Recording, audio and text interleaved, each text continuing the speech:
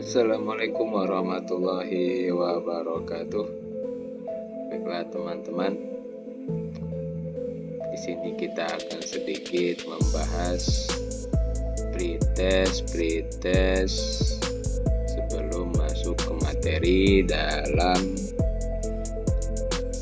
pelajaran untuk guru pendidikan agama Islam. Dalam pretest transformasi PPG Kemenang tahun ini, kita akan sedikit mengulas, belajar bersama biar kita bisa insya Allah mendapatkan nilai yang terbaik. Langsung saja di modul pertama ini, pretest. Soal yang pertama adalah Al-Quran memiliki fungsi utama sebagai petunjuk bagi umat manusia. Ayat mana yang menegaskan hal ini? Silakan teman-teman bisa di-skip dulu videonya, bisa direview dulu, buka dulu Qurannya, kita cari jawabannya. A. Al-Baqarah ayat 185, B. Al-Maidah ayat 3, C. Al-Ikhlas 1-4, D. Al-Fatihah ayat 2, E. Al-Kahfi ayat 110. Kalau sudah, silakan teman-teman komen di bawah. Kita akan lanjut pertanyaan ke yang kedua. Soal kedua, mengapa mempelajari Al-Quran menjadi kewajiban bagi setiap muslim? A. Karena merupakan sumber hukum Islam yang utama. B. Karena menjadi syarat untuk menjadi seorang ulama. C. Karena harus dihafalkan oleh semua muslim.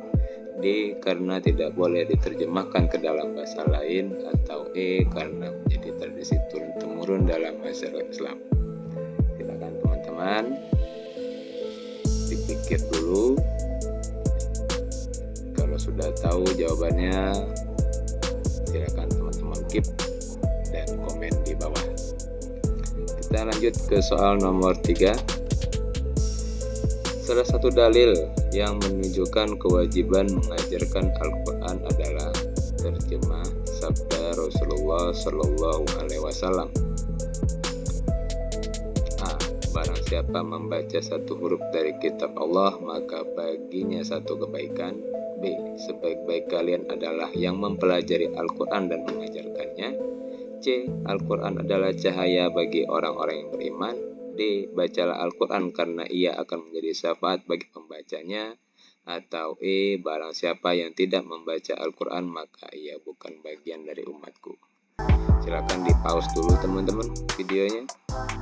Kalau sudah tahu jawabannya, boleh berbagi sharing komen di bawah.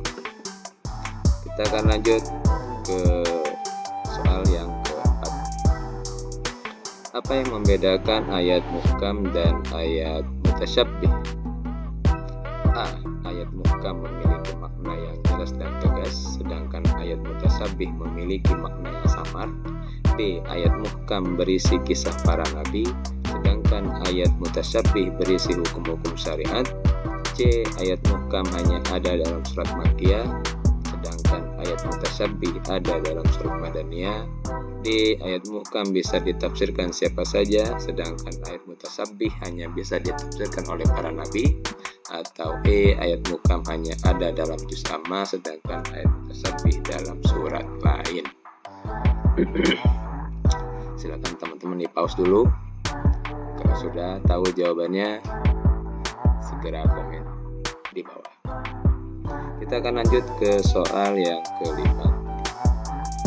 Ayat mutasyabbih seringkali menimbulkan berbagai penafsiran. Apa langkah yang tepat dalam memahami ayat mutasyabbih? A. Menggunakan tafsir atau takwil ulama yang kredibel dan kaidah ilmu tafsir. B. Memahami secara harfiah tanpa mempertimbangkan makna kiasan. C. Menghindari pembahasan karena hanya Allah yang mengetahui maknanya.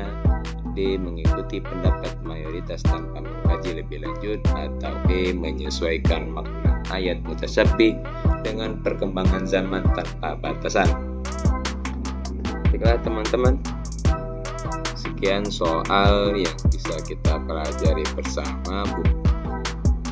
Jangan dijadikan patokan ya, soalnya hanya sebagai penambahan ilmu kita. kita sebelum masuk ke materi modul-modul yang akan kita pelajari.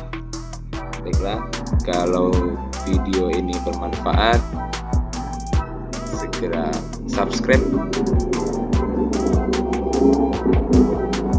Dan saya akhiri, wassalamualaikum